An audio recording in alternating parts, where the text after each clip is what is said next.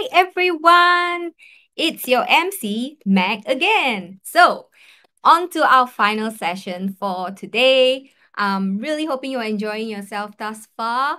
I would just like to give you a real quick recap about the previous session because I think it's a really nice segue into having our next presenter talk about this topic. So, in the previous session, we talked about how 96% of CEOs think they're doing enough for employee mental health, but really only 69% of employees agree with this. So, a little nugget of, takeaway there is that as leaders or managers, it's a really tough job, right? But you need to bridge this disparity by really listening to feedback, eliminate judgment, provide support. Now, oftentimes as well, being in a leadership position, you may or may not feel equipped with everything or feel like this is the right role for you. So, something that was also talked about in the previous session, right? And oftentimes you feel alone because maybe, it's lonely at the top, so they say. But more importantly, I think, something to think about, right, leaders and managers. When you are given a position of influence and you have a team to take care of, I do think your voice is extremely important to represent your people and be responsible for their overall well being and growth, be it personally or professionally. And this is why I say this is a great segue because what inspired this session as well, right? We have spoken extensively today about the importance of workplace mental health or holistic health in terms of benefits. So in this final session, what Claire will show you on the next slide is that we will also cover and zoom in on how to measure outcomes for the business, right? And we're not just looking at outcomes for the business on its own, but it's also looking at facets on the mental health sphere at the workspace, right? Because this really impacts or really opens up people's eyes on the cost impact to organizations that's often hidden or intangible. And more importantly, how can we use mental health first aid knowledge to support each other at the workplace and as a community? So it gives me great pleasure to welcome Dr. Claire Kelly, our final speaker for today. So Claire is the Director of International Programs of the Mental Health First Aid of Australia. She's been involved with the organization since 2003. Claire, that's a really long time. Props to you. As an instructor, and not only that, she is a researcher and a curriculum developer. And I can vouch for this because Claire says she could talk about research all day and night for weeks, and I believe her. Now, not just curriculum developer, not just researcher, right? Really someone who values evidence, relationships, and centering, the voices of lived experience in all aspects of work in the mental health sphere. So, Claire, if I may just say, your values are so rich and allowing everyone to have a voice on their lived experience, and coming from me personally, who has gone through some of these lived experiences every day as well, is a value I equally treasure, the same. So very excited to hear you out on this session. And on to you, Claire. Won't steal your thunder no more, girl. Thank you so much, Meg, and thank you so much for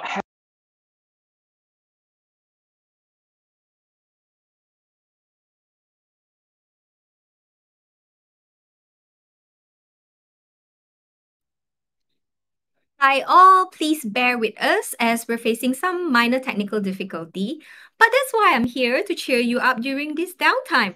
What I had forgotten to say, and maybe that's why the glitch happened, is that if you have any questions for Claire whatsoever on measuring the benefits of workplace mental health initiatives or mental health first aid, please leave your questions in the Q&A segment.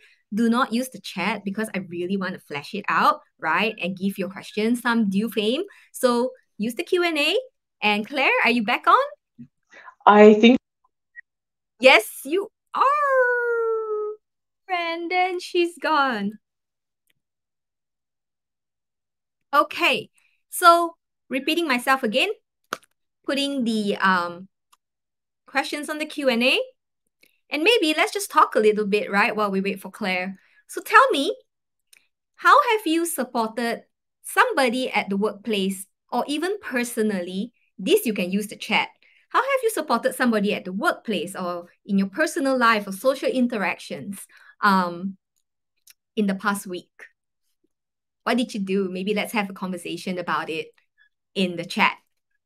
Well, for me, I was so exhausted that I kept ordering food, and I decided that wow, Deliveroo and Grab food people work really hard, so I gave them tips every time.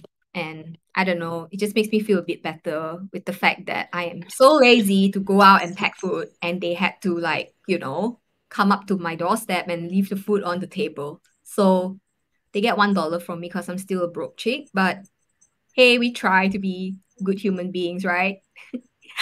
Yeah, thanks, Linda, for supporting someone by offering a listening ear in tough times.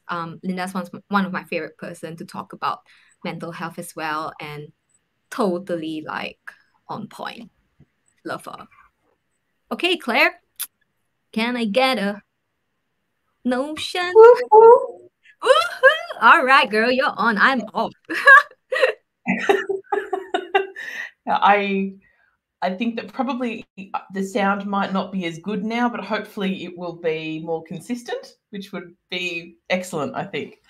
So I'm not too sure how much you heard before. I wanted to say hello and thank you so much for having me at such an exciting event. I'm really feeling tremendously privileged to talk to such a large group of people across Asia, and I hope that you will get something from my talk today. So yes, I've been involved with mental health first aid for a very long time. I became an instructor in 2003, and even before that, the very first time I saw a mental health first aid course, I thought, this is what I want to do with my life. This is amazing. So I'm really proud now to be the director of international programs, which enables me to help to spread mental health first aid all around the world. So I am going to be talking to you about mental health programs in general, and then really focusing in on mental health first aid as one of the options that people can choose to make a real difference in their workplace. Mental health first aid courses can be run anywhere, but because of the audience that we have here, I want to focus on the workplace, and also on workplace as a community of purpose, which I think is something really important for us to remember. Now, I know that we have not gathered all together on a part of Australia, but I would still like to begin by acknowledging the traditional owners of the land that I live and work on, which is the Wurundjeri people of the Kulin Nation. I pay my respects to their elders, past, present, and emerging, and I acknowledge that sovereignty was never ceded in Australia. I would also like to take a moment to acknowledge the voices of lived experience here in the room with us. And I know that there are many of us here. In Australia, it's estimated that about 1 in 5 Australian adults each year suffers from a diagnosable mental illness. And people who have a particular interest in mental health probably have slightly higher rates of mental health problems. And that is actually what has driven them towards some of this work or curiosity. So I know that there are people in this room who've experienced mental illness themselves, or have cared for somebody with a mental illness themselves. And I'd like to thank you for the wisdom that you are bringing to these conversations, and thank you for your courage in sharing.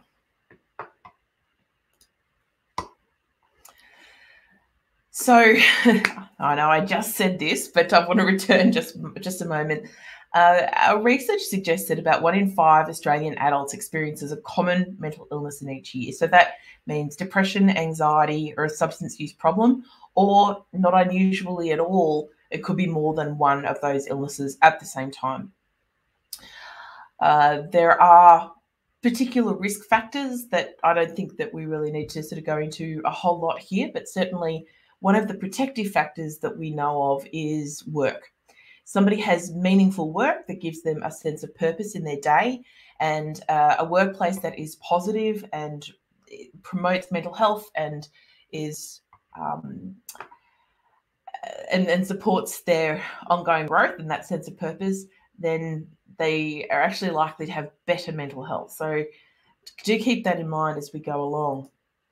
The other thing we want to keep in mind is that mental health is not a tick box. We don't have a, tick here if there's mental illness and tick here if there's not. People with mental health problems or mental illnesses can have different levels of functioning at different times.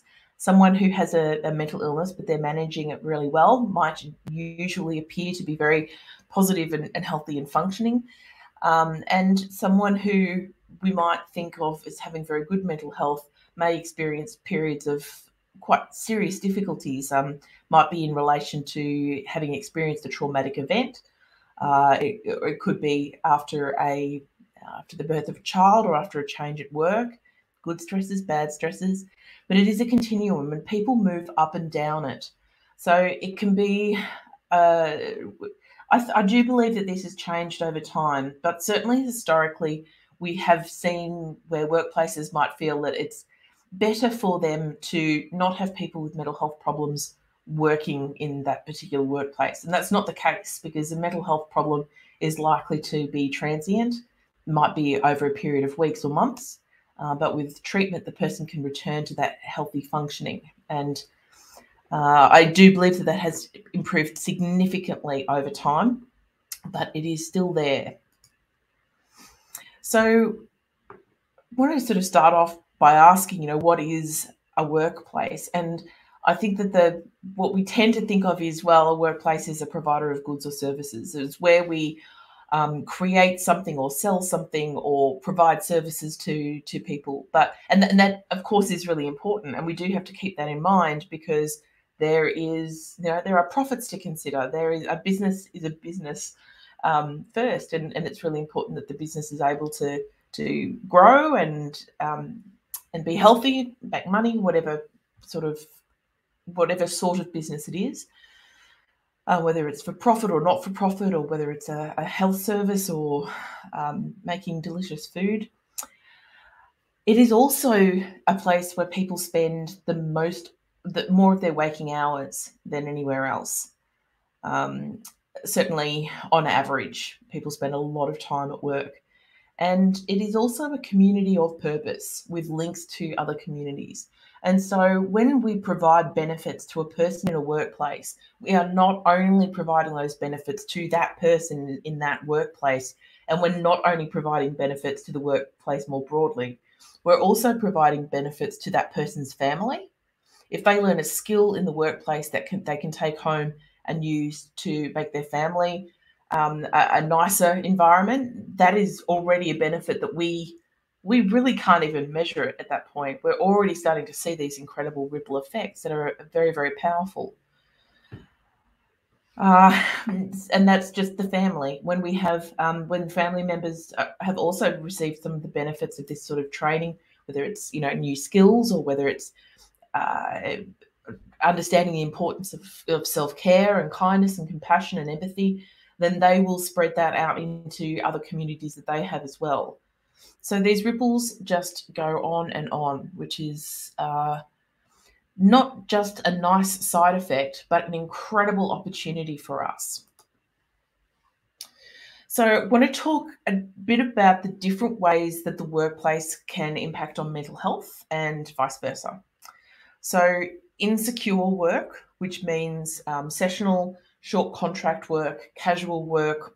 I know casual work certainly has its place and is really important, but for people who want to work full time and are able to work full time, being in casual work is a form of insecure work, which can be harmful to a person's mental health.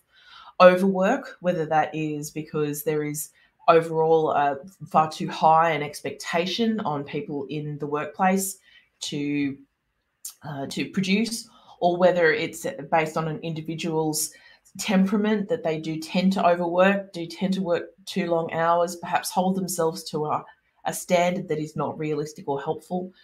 Any kind of negative working environment, anywhere that stress becomes toxic over time, It's easy to think of stress as having sort of three levels, and one is where it's a positive stress, where there are changes in the intensity of work over time, during the day, during the week, over the year, where periods of slightly higher stress actually push us to perform a bit better. That's positive stress. And then we've got tolerable stress, where things are just tougher at the moment. Perhaps something that we've all experienced over the last couple of years is those periods where a number of people in the workplace all go down with COVID at the same time. And it's tough for everyone else to pick up that work, but we can do it, and it's tolerable, and it's short term. And then there is toxic stress, where a workplace, there are inadequate resources, negative attitudes, probably a lot of fear about what is going on in that workplace. And when that is consistent over time, then that can create a really harmful environment in terms of mental health.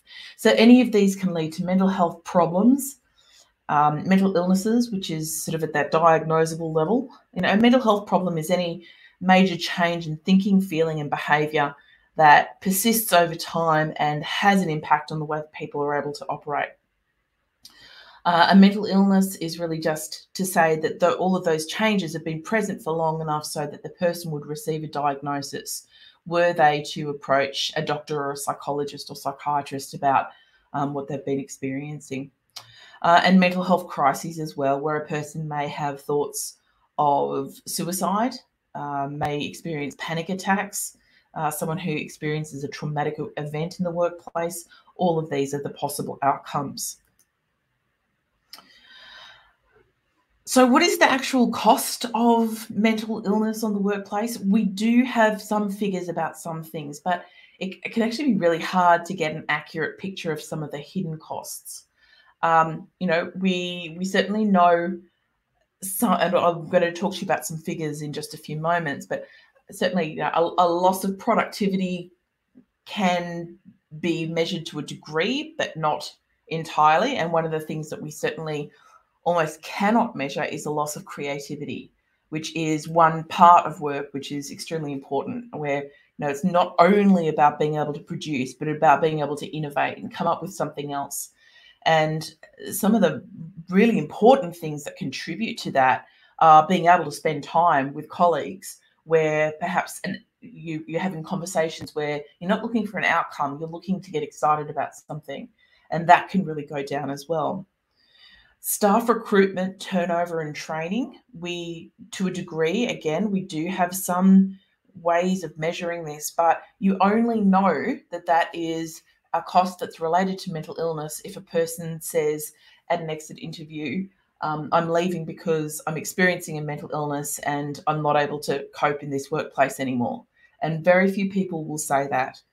So when someone seems to have lost interest in work, their performance declines over time, and then either they resign or they are asked to leave, then it is almost impossible to actually measure those costs. And in the same way that taking positivity and new skills and empathy and compassion home and letting those ripples spread out, if somebody is experiencing mental health problems in their workplace and the workplace is a more toxic environment, then they can take that home and make ripples with it as well. Somebody feels under pressure at work, perhaps has their manager or the manager above them perhaps tends to speak harshly or unkindly, or has expectations that are too high, doesn't reward good work, then that person can feel really helpless and hopeless, and they can go home and take that out on family. And so those ripples can go in both ways. So I have to say these figures are a little bit old now. I would really like to see some more updated figures created, but it is work that is difficult to do and probably only likely to be repeated every sort of decade or so. But what we have is, I saw the word absenteeism up on a slide just earlier. Certainly we know that absenteeism is a big cost. That's around $4.7 billion. But presenteeism is actually even more expensive. And this is only an estimate. When we look at people who are coming to the workplace and are not able to function very well and not able to be as productive as they usually would be, we actually estimate that at about 50%, that they're doing 50% of what they otherwise would do. However, it might not be 50%. It might be much lower than that. And so $6.1 billion in presenteeism, where people are there but not doing their best work, could be far higher than this. And then finally, $146 million in compensation claims, which is probably lower than it should be. There are people who, because of psychological injuries in the workplace, do struggle to get back into the workplace for a long period of time, and therefore, sorry, I just saw the time and I'm horrified at myself. But actually, prosecuting a compensation claim when you are feeling depressed, feeling really anxious, perhaps just desperate to be away from a workplace where you've been really struggling, where there's been harm done, it's really hard to take those steps. So this is an estimate, but it's a very low estimate. So here's the other part. We have opportunities in workplaces, and I think we've got the appetite for it. I think I'd love to know how common this has been around different workplaces around the world. But it used to be that I think that people had an idea only workplaces where you were likely to come into contact with very vulnerable people, knowing about mental health was a good idea, was going to be necessary. Now I think, particularly after the effects of 2 years of lockdowns and the uncertainty and the impact on work, and gosh, what am I talking about? It's over 2.5 years now, that people are realizing that if you have humans in your workplace, which everyone does, that mental health is relevant and mental health can have that impact. So a positive, healthy work environment, a work environment where good mental health is promoted, and promoting good health and promoting good mental health can easily be done hand in hand and have tremendous benefits on each other as well. And a workplace that supports employees with mental health problems can have a huge impact on the workplace positively. So see an increase in productivity and creativity. See a decrease in absenteeism and presenteeism. So people come to work, and when they work, they are productive. And staff turnover and training costs. I know that everyone has had the experience of being in a workplace where someone seems barely to have got the hang of the work that they're doing when they move on, either to a different opportunity or just because the workplace doesn't feel like the right fit for them. But each time you lose weeks to months, depending on the role, of people being able to be productive. And of course, that has ripple effects as well. Others need to step in and do some of those roles until a new person is working well and really understands what their role is.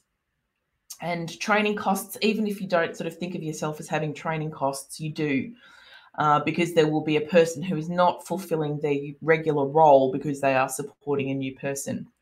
So overall, as a conservative estimate of the value of an investment in an evidence-based mental health program, is that it's for every dollar that's invested, there's about a $2.30 return on investment. That's an estimate from PricewaterhouseCoopers, who conducted some research in this area a few years ago now. Again, I'd like to see this sort of research done far more frequently, but that is a very significant return on investment. And that is, of course, only the dollar investment. The return that in the long term, both economically and just in terms of people's mental health and their happiness as well, which is a completely separate measure, but also really important. It goes to show that it is a very, very worthwhile investment to make. Okay, so $1 investment, $2.30 benefits, and then countless intangible benefits, which would be much harder to measure. One thing I think is really useful to keep in mind is that we have done not just research, but sort of policy research, a couple of royal commissions and a Senate inquiry here in Australia on the best investments for the Australian workplace for the long term. And there are lots of things that they want to invest in. There are a lot of areas where we can make improvements. But the best buy is actually improving children's mental health. Children who have good mental health and grow into happy, productive adults, the impact from that is absolutely enormous. And very hard to measure in anything less than sort of decades and decades along. But it also means that a child is more likely to grow up happy, healthy, and mentally healthy if they grow up in a family where they feel supported, where mum and dad are able to, or other sorts of parents are able to provide them support and help them to grow into healthy adults. And again, we just see those ripples coming out.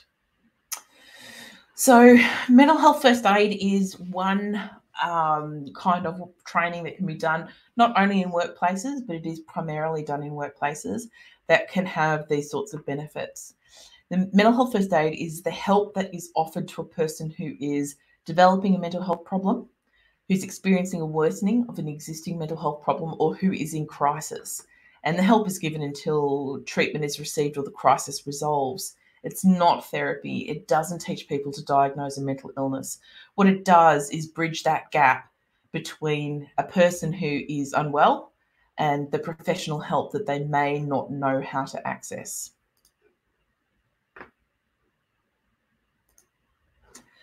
We have an action plan, which is a nice, easy one to remember. It helps people to keep track of what it is that they're doing. And this is our beautiful little mascot, Mr. LG, who's named after the action plan. But you can see it's a good way of remembering the things that you need to do to support somebody.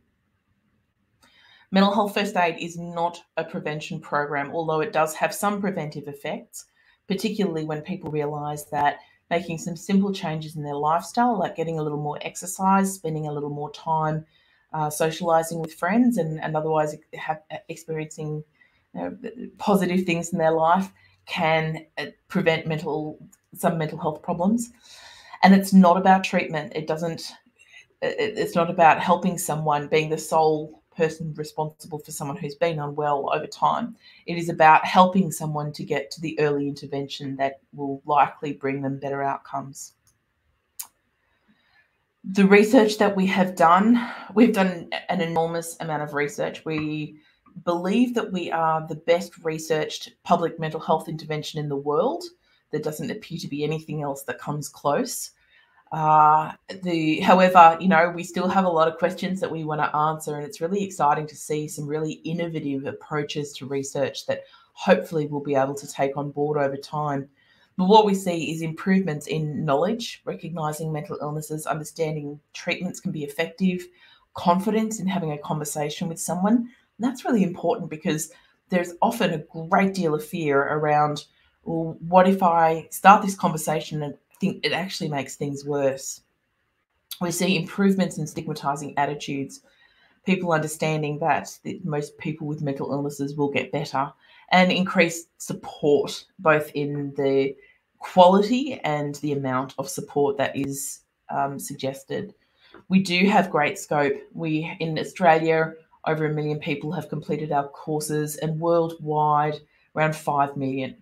And 25 countries, over 25 countries right now, have a mental health first aid program licensed from us.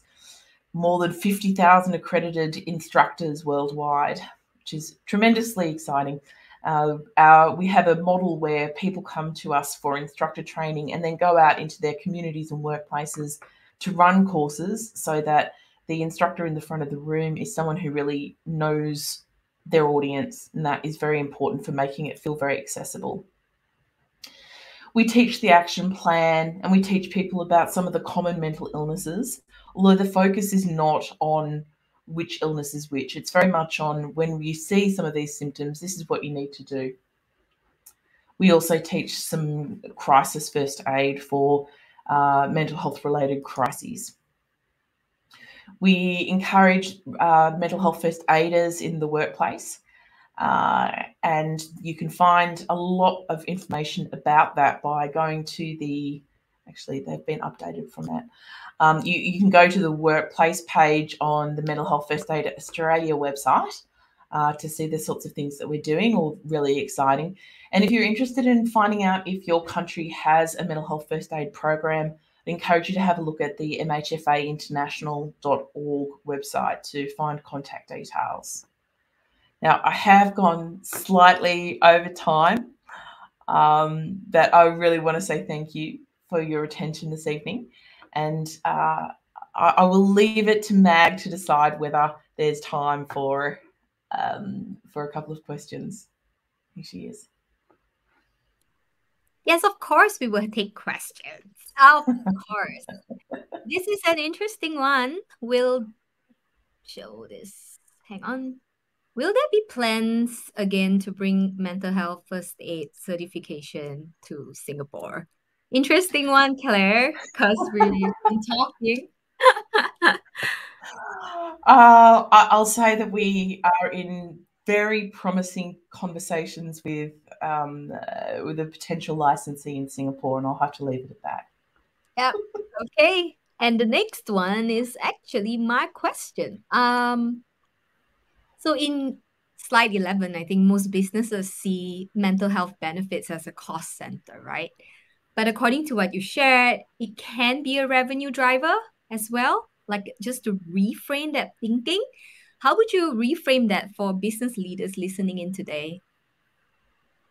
Oh gosh, I hope that that's something that you are able to do. Anyone in a workplace where that is language that's going to help. I don't have the business brain, but I feel like it is really important to frame these things more positively so that it's not just trying to offset these costs, but actually improving the overall health of the organisation, including the bottom line. So I'll tell you what, whoever asked that question, it's a wonderful question, and I hope that you answer it and get back to, let's say, Mag and I.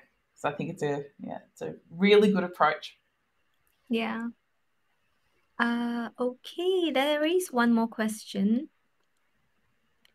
Is mental health first aid Australia relevant to Asian markets? Can we use it here? There are mental health first aid licensees in some parts of Asia. However, I think it's a tricky question to answer. Asia obviously is an incredibly diverse part of the world. The main mental health first aid program is most suitable for countries with developed health systems and with particularly in terms of mental health, so having access to good mental health services. So yeah, it's certainly relevant.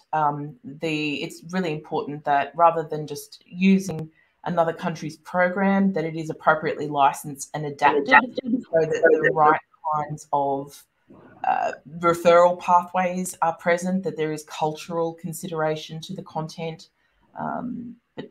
Yes, if it's, I don't think that there is a country in the world that couldn't benefit from these skills.